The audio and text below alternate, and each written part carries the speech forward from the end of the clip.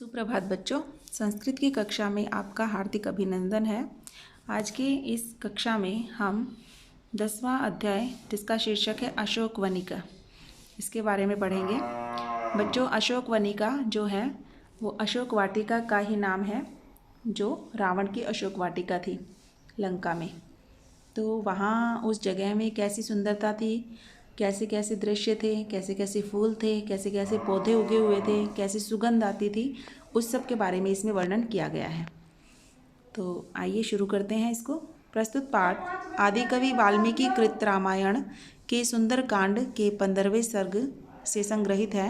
सीता की खोज में हनुमान लंका में प्रविष्ट होते हैं तथा वहीं रावण के प्रसिद्ध उद्यान अशोक वनिका, आपने अशोक वाटिका नाम सुना होगा, वही अशोक वनिका है कि शोभा का आह्लादक दर्शन करते हैं। आह्लादक मतलब अच्छा लगने वाला, बहुत मनोरंजक। यह अशोक वनिका दिव्य, अद्वितीय सौरभ, स्वाद, सौंदर्य एवं विविध वर्णों से युक्त कुसुमों, लताओं, वृक्षों आदि से सुशोभित है। इसी का वर्णन प्रस्तुत पाठ में किया गया है। इसी के साथ ही साथ आप इसमें सर्वनाम, तत् और एतत् के शब्द रूपों के बारे में भी पढ़ेंगे। सर्वनाम में तत् और एतत् जो है उसके बारे में पढ़ेंगे, ठीक है, जो कि सर्वनाम शब्द रूप है। तो इसका पहला श्लोक देखते हैं हम। सर्व ऋतु कुसुमयी रम्यई फलवद्भि पादपई पुष्पितानाम अशोकानाम श्रिया सूर्योदय प्रभाम। सर्व ऋतु कुसुमयी यानी सभी ऋतुओं के फूलों से, रम्यई सुंदर लगने वाला, मनोरम, फलवद्भि पादपैश्च और फल वाले पौधों से युक्त, पुष्पितानाम अशोकानाम अशोक के फूलों से, श्रिया सूर्योदय प्रभाम, श्रिया का मतलब होता है शोभा, सूर्योदय प्रभाम का मतलब होता है सूर्योदय की छटा या सूर्योदय की जो सुबह की सुंदरता होती है वो उसकी छवि। तो श्लोक की हिंदी बनेगी कि वह जो अशोक वाटिका थी वो कैसी थी, सभी ऋतुओं में खिलने वाले फूलों से और फलों से युक्त पुष्पों से, फलों से युक्त पौधों से और अशोक के फूलों की शोभा से मनोरम सूर्योदय की छटा के समान सुंदर लग रही थी, ठीक है। दूसरा है कर्णिकारई कुसुमई कुसुमितई किंशुकैश्च सुपुष्पितई सदेशः प्रभया तेषां प्रदीप्त एव सर्वतः। कर्णिकारई कुसुमितई यानी कनेर के फूल, कर्णिकारई होते हैं कनेर के फूलों से, कुसुमितई यानी फूलों, खिले हुए फूलों से, किंशुकैश्च यानी किंशुकई होते हैं टेसु के फूल, पलास के फूल, उनसे, सुपुष्पितई अच्छी प्रकार से खिले हुए फूलों से, सभी में तृतीय विभक्ति बहुवचन है। सदेशः वह प्रदेश, वह स्थान, प्रभया, प्रभया होता है छटा से, उनकी छटा से, तेषाम उनकी, प्रदीप्ति सर्वतः, प्रदीप्त होता है जलते हुए के समान, चमकता हुआ, सर्वतः सब ओर से दिखाई दे रहा था। यानी कि वो जो अशोक वाटिका थी वो कैसी लग रही थी, कनेर के फूलों से, टेसु और पलास के अच्छे खिले हुए फूलों से वह स्थान, उस स्थान की सुंदरता चमकती हुई दिखाई दे रही थी, सूर्य के तेज के समान चमक रही थी वो। अगला है पुनागाः सप्तपर्णाश्च चंपकोद्दालकाः तथा विवृद्ध मूला बहवः शोभन्ते स्म सुपुष्पिता। पुनागाः कमल के फूल, सप्तपर्णाश्च सप्तपर्ण नाम का एक पौधा जिसके चमकते हुए पत्ते होते हैं, चंपकोद्दालका तथा चंपा और उद्दालक के पौधे, विवृद्ध मूला बहवः शोभन्ते, विवृद्ध मूला बहुत सी लंबी जड़ों वाले, विवृद्ध का मतलब होता है लंबी, मूला का मतलब होता है जड़, लंबी जड़ों वाले, बहवः बहुत से, शोभन्ते स्म सुशोभित थे, सुपुष्पिता अच्छी तरह से खिले हुए, ठीक है। तो वहाँ पर कमल के फूल, सप्तपर्ण नामक पौधे के फूल और बहुत सी लंबी जड़ों वाले चंपा और उद्दालक जैसे अच्छी तरह से खिले हुए फूलों से वह स्थान सुशोभित हो रहा था या सुंदर लग रहा था। नेक्स्ट है नंदनम विबुधोद्यानम चित्रम चैत्ररथम यथा आवृत्ति वृत्तिम औचिन्त्य दिव्यम रम्य श्रियावृत्तम।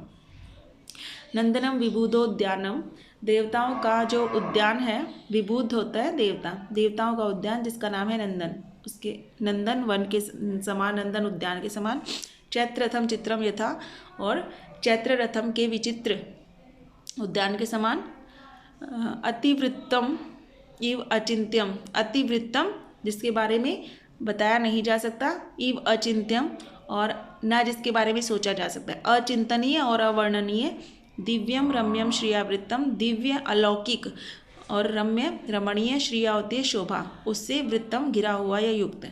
यानी कि वो स्थान जो था वो अशोक वाटिका थी, वो देवताओं के उद्यान नंदन वन के समान और चित्ररथ के उद्यान के समान विचित्र और अवर्णनीय अचिंतनीय दिव्य अलौकिक रम्य शोभा से युक्त था। नेक्स्ट है सर्व ऋतु पुष्पतई निचितम पादपई मधुरगंधिभिः नाना निनादैः उद्यानम रम्यम मृगगण द्विजयी। सर्व ऋतु पुष्प निचितम, सभी ऋतुओं में खिलने वाले फूलों से युक्त, पादपई मधुगंधिभिः मधुर सुगंध वाले पौधों से, नाना निनादई अनेक प्रकार की आवाज़ों से, उद्यानम वह बगीचा रम्यम रमणीय लग रहा था। और आवाज़ें किसकी थी? मृगगण द्विजयी। मृग का मतलब होता है हिरण, गण का मतलब उसका उनका समूह यानी प्राणियों का समूह, और द्विजयी हाथियों का समूह, हाथियों और हिरणों के समूह से वो सुंदर लग रही थी। तो उस स्थान की शोभा कैसी थी? सभी ऋतुओं में खिले हुए फूलों से और मधुर सुगंध वाले पौधों से और हिरण और हाथी की अनेक प्रकार की आवाज़ों से बहुत अधिक वह रमणीय लग रहा था। नेक्स्ट है अनेक गंध प्रवहम पुण्य गंध मनोहरम शैलेंद्रम इव गंधाढ़ द्वितीय गंधमादनम। इसमें क्या कहा गया कि अनेक गंध प्रवहम, अनेक प्रकार की सुगंध को बहाने वाला, ठीक है, प्रवह मतलब बहाने वाला, यानी जिसमें से बहुत अधिक अच्छी अच्छी खुशबुएं निकलती हैं, ऐसा पुण्य गंधम पवित्र गंध वाला, मनोहरम मन को हरने वाला, शैलेंद्रम इव, शैलेंद्र कहते हैं हिमालय पर्वत को, तो हिमालय पर्वत के समान, गंधाढ़यम द्वितीयम गंधमादनम, ये दूसरा गंधमादन नामक गंध को ढोने वाला, गंधाढ़यम का मतलब गंध को ढोने वाला, गंधमादनम मतलब गंधमादक एक पर्वत का नाम है, दूसरा मानो गंधमादन पर्वत ही हो जो कि हिमालय पर्वत पर है ना, उसके बारे में बताया गया कि उस अनेक प्रकार की पवित्र गंध, पवित्र और मनोरम सुगंध को प्रवाहित करने वाला, हिमालय के समान गंध को ढोने वाला दूसरा गंधमादन नामक वह पर्वत हो, इतना अधिक सुंदर लग रहा था। और लास्ट है अशोक वनिकायाम तु तस्याम वानर पुंगवः स ददर्श अविदूरस्थम चैत्य प्रासादम ऊर्जितम।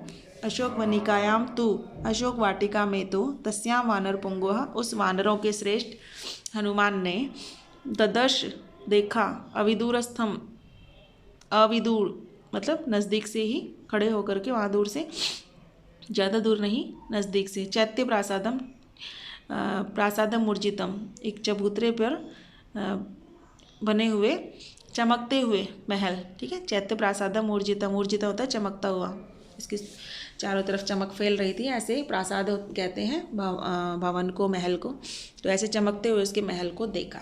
यानी उस अशोक वाटिका में उस वानरों के श्रेष्ठ हनुमान ने दूर से ही चमकते हुए रावण के महल को देखा।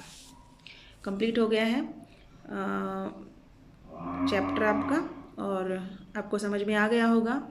फिर भी कोई डाउट है तो आप अंडरलाइन करके रखेंगे या नोट करके रखेंगे, ठीक है बच्चों। हालांकि थोड़ा सा मुश्किल है ये, लेकिन अगर ध्यान से पढ़ोगे तो समझ में आ जाएगा। और फिर भी आपको डाउट है, अगर समझ नहीं आता है, तो आप जो हमारी क्लासेज होंगी 11 तारीख के बाद, तो मैं आपको उस क्लास में सॉल्व करवा दूँगी, आपको समझा दूँगी, आपके डाउट सारे क्लियर कर दूँगी। इसको आपको लिखना भी है और इसकी हिंदी भी लिखनी है, और एग्ज़ाम की अच्छे से तैयारी करनी है, ठीक है बच्चों। ओके, धन्यवाद।